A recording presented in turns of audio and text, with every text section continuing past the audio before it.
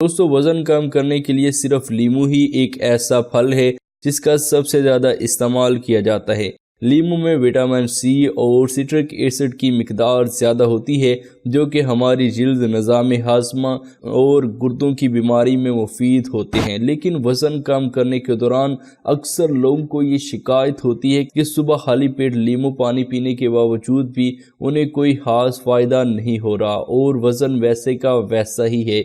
कई लोग नींबू पानी में शहद मिलाकर पीते हैं, तो कई लोग चर्बी घटाने के लिए गर्म पानी में नींबू निचोड़कर पीते हैं। लेकिन पेट की चर्बी कम करने के लिए नींबू पानी तब तक आपके जिस्म पर असर नहीं दिखाएगा जब तक उसे बनाने का सही तरीका ना पता हो। नींबू के इस्तेमाल से पेट फूलने की प्रॉब्लम से भी निजात मिलता है।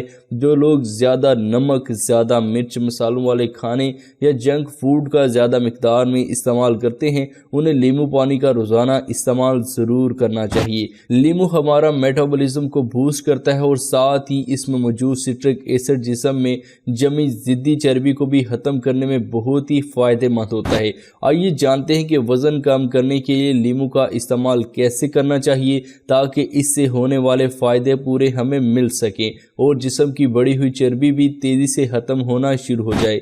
गर्मियों में जिस्म को ठंडा करने के लिए चीनी वाला नींबू पानी पिया जाता है, जो कि जायके में काफ़ी मज़ेदार होता है। लेकिन अगर आप वज़न घटाने का सोच रहे हैं तो नींबू पानी में चीनी ना मिलाएं, क्योंकि चीनी नींबू के असर को भी ख़त्म कर देती है और साथ ही चीनी के इस्तेमाल से वज़न कम होने के बजाय बढ़ने लगता है। अगर आप चीनी की जगह शहद का इस्तेमाल करते हैं तो कभी भी तेज़ गर्म पानी में शहद ना मिलाएं, क्योंकि शहद को बहुत ज़्यादा गर्म करने से इसका हमारे जिस्म पर उल्टा असर होने लगता है। हमेशा नीम गर्म पानी में ही शहद मिलाकर पीना चाहिए और इसके साथ ही एक बार नींबू और शहद को मिला देने के बाद अगर तैयार नींबू पानी ठंडा हो जाए तो इसे दोबारा गर्म ना करें, क्योंकि ऐसा करने से नींबू और शहद के ग़िज़ाई अज्जा ख़त्म हो जाते हैं और इसका पूरा फ़ायदा हमें नहीं मिल पाता। ज़्यादातर लोगों को ये नहीं पता कि नींबू के रस से कई गुना ज़्यादा खुसूसियात उसके छिलकों में होती हैं। एक नींबू के छिलके में 10 नींबू के रस से भी ज़्यादा ग़िज़ाइयत होती है,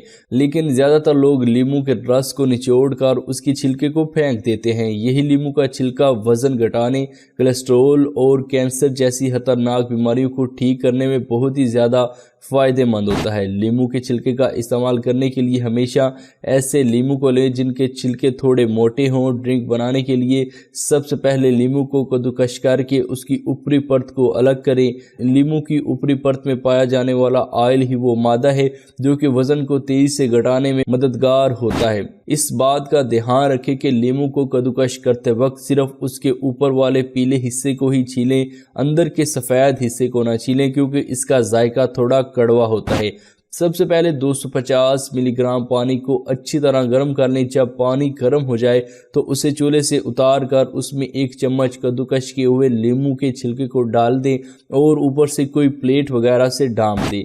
5 मिनट के बाद उसको चम्मच की मदद से नीम गर्म कर ले और नीम गर्म हो जाने के बाद उसमें आधा नींबू का रस निचोड़ कर मिला दें। अब आपकी ड्रिंक तैयार हो गई है। जायका के लिए इसमें शहद भी मिलाया जा सकता है और वज़न घटाने के लिए नींबू के रस और छिलकों से बनी ये ड्रिंक एक आम नींबू पानी से कई गुना ज़्यादा बेहतर और फ़ायदेमंद होती है।